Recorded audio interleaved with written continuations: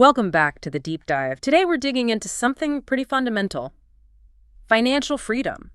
We've looked at a bunch of material outlining 7 key rules. Yeah, 7 rules designed to help you build real wealth and get to what the author calls escape velocity. Escape velocity, I like that term. It's about really breaking free from the daily grind, the rat race. Exactly. And this isn't just about like budgeting tips. It's a whole mindset shift. Seeing money as a skill you can actually learn and master. Okay, so we've got these 7 core ideas, and we're going to build up to the last one, Rule 7, which is apparently the author's favorite, the big one. It really defines the why behind all of this, the true purpose of money.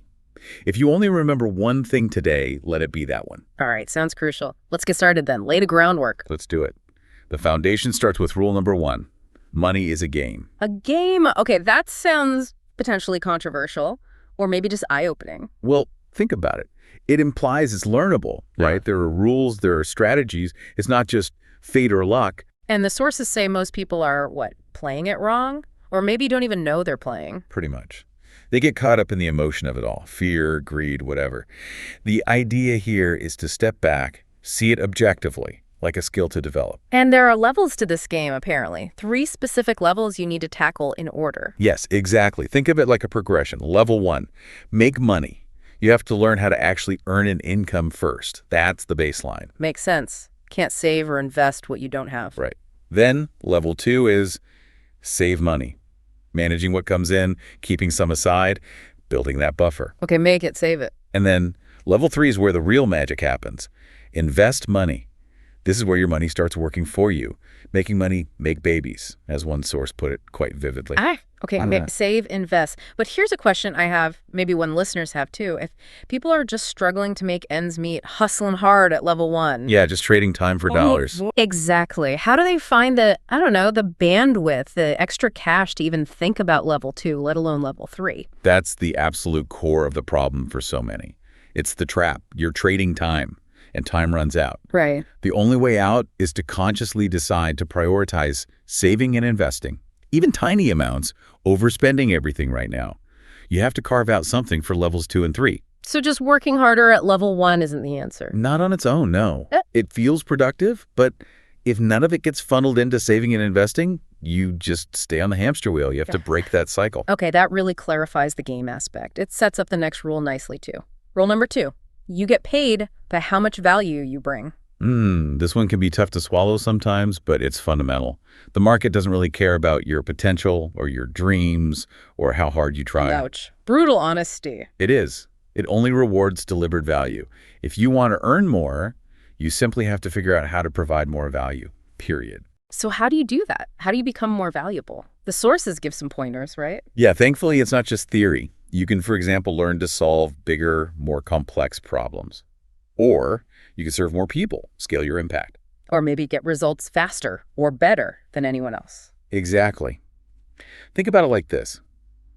An average salesperson might be okay, but they're kind of replaceable, right? Sure, there are lots of average salespeople. But the top salesperson on the team, the one bringing in massive revenue, solving client problems nobody else can, they're practically indispensable, almost unfireable. Because their value is undeniable. Immense value. So the mental shift is stop chasing the money itself and start chasing ways to deliver more value, solve bigger problems. The money tends to follow that.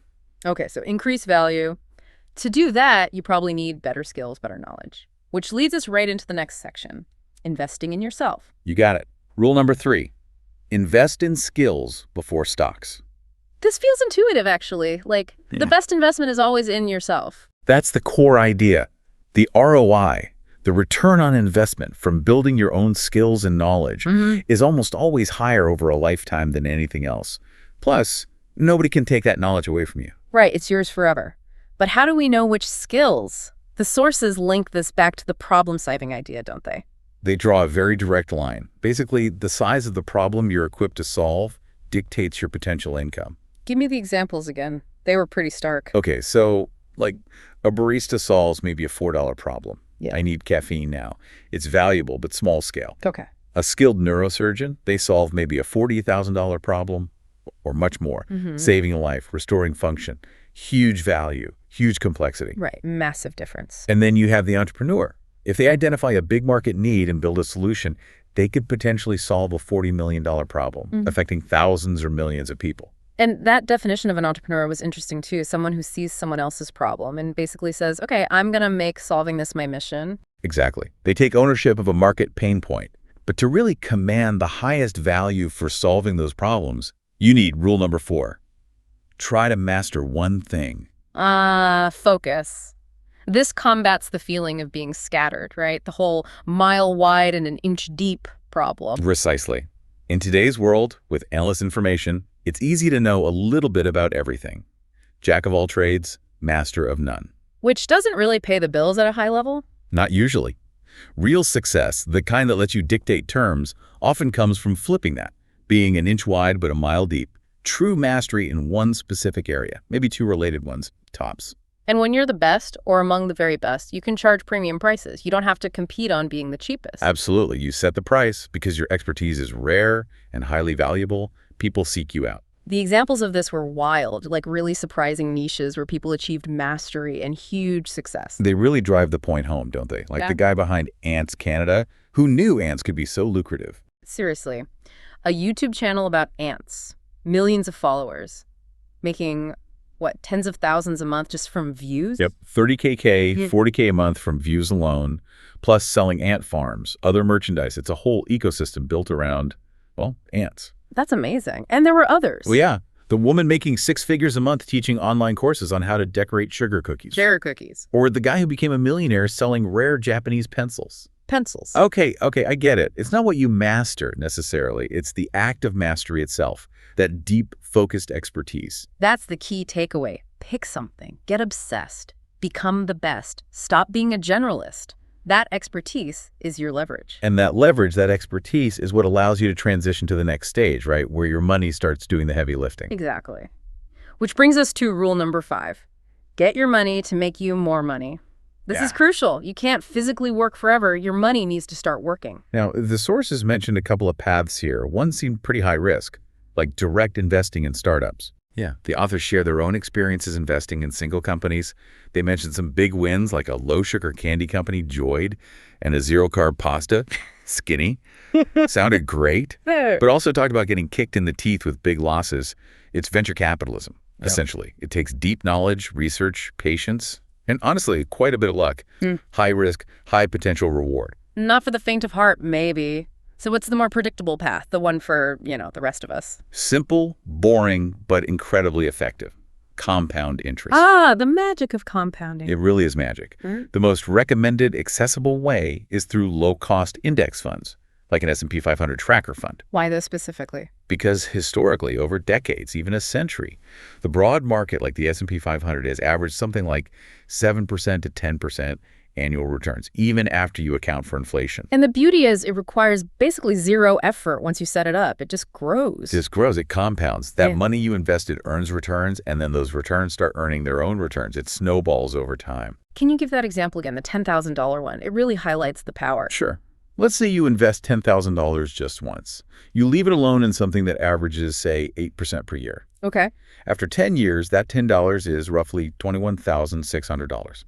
Not bad. Doubled, more or less. But wait 30 years. That same initial $10,000, without you adding another penny, grows to over $100,600. Wow, just from time and compounding. That's the power. It's your best financial friend if you give it time. Consistent, automated growth. Which leads perfectly into the next rule, doesn't it? Because if your money is growing automatically, then you're on the path to rule number 6. Stop trading time for money. This is the big goal. True wealth isn't just having money. It's having money that makes money while you sleep. So investments are one way to do that. What's the other path the sources mentioned? Building or buying a business that has systems in place to run without your constant direct involvement. Systems. Okay, so we're talking about things that generate income more passively. Exactly.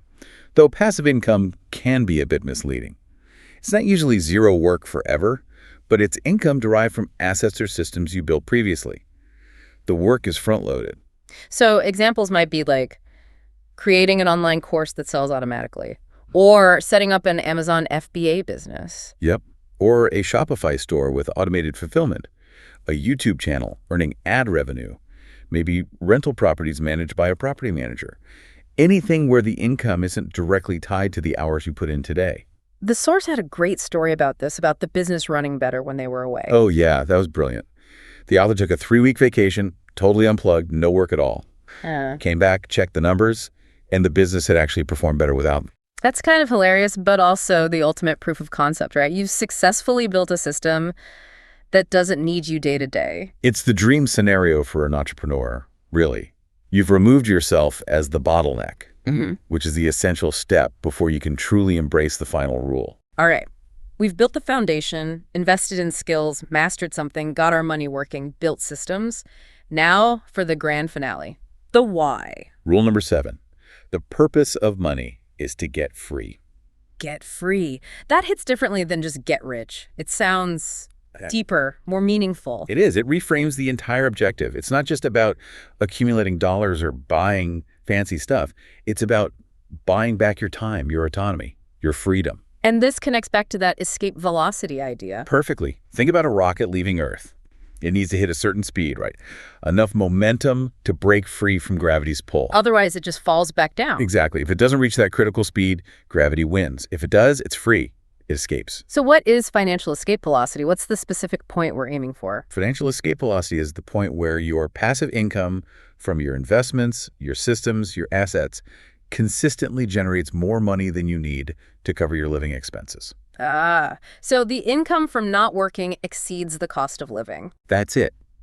When you hit that point, you are no longer fundamentally required to trade your time for money to survive. You can work, if you want to, on things you love, but you don't have to. That's freedom. You've broken free from the gravitational pull of the paycheck-to-paycheck system. That's the ultimate prize. But getting there, hitting that velocity, requires one last crucial behavior shift. It's about reducing the drag, so to speak. Okay, what's the drag we need to cut? Consumption, specifically mindless consumption. To really accelerate towards escape velocity, you have to stop buying, as the author bluntly puts it, stupid things. Okay. Be more specific than stupid things. Stop trying to constantly impress other people who likely don't care that much anyway.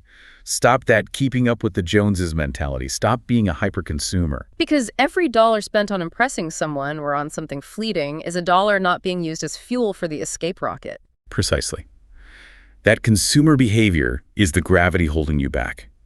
Money's first job is survival, security.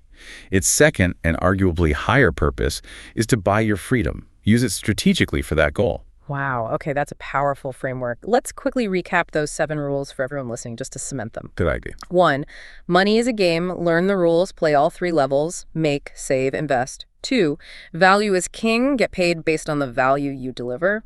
3, invest in skills. First knowledge has the best ROI. 4, master one thing inch wide, mile depth expertise. 5, get your money-making, money harness compounding.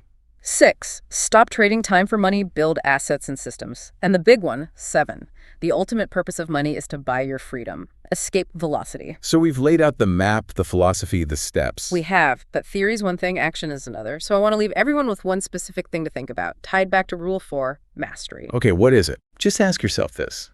If you were truly committed to accelerating your journey to freedom, what's the one skill that, if you dedicated yourself to mastering it this year, really going that mile deep, what skill would give you the biggest boost towards your own escape velocity? Focusing on that single highest leverage skill. Find that skill. Focus your energy there. That targeted mastery could be your most powerful thruster. That definitely gives us something concrete to chew on. Focus on the one thing that gives you the most lift. Brilliant. Go out there and start building your rocket.